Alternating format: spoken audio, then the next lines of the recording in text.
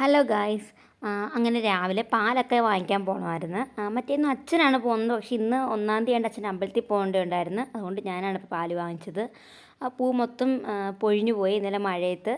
അങ്ങനെ പിന്നെ വീട്ടിൽ നിന്നപ്പോൾ ഭയങ്കര സൗണ്ട്. നോക്കിയപ്പോൾ അച്ഛൻ രാവിലെ ഭക്തിഗാനമൊക്കെ ഇട്ട് വെച്ചേക്കുന്നത്. പിന്നെ വിളക്കൊക്കെ കത്തിച്ച് വെച്ചിട്ടുണ്ടായിരുന്നു.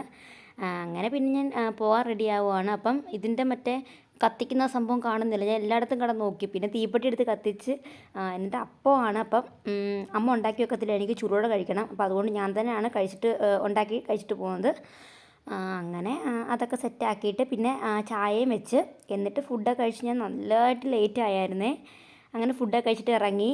അപ്പോൾ പോകുന്ന വഴിക്ക് വീട്ടിൽ നിന്ന് എടുക്കാൻ പറ്റിയില്ല. പിന്നെ ചേച്ചി ഇല്ലായിരുന്നു, അതുകൊണ്ട് പോസ്റ്റായിരുന്നു. ഒറ്റയ്ക്കാണ് അങ്ങോട്ട് പോയത്, ഇങ്ങോട്ട് വന്നതല്ല. അങ്ങനെ ക്ലാസ്സിലെത്തി.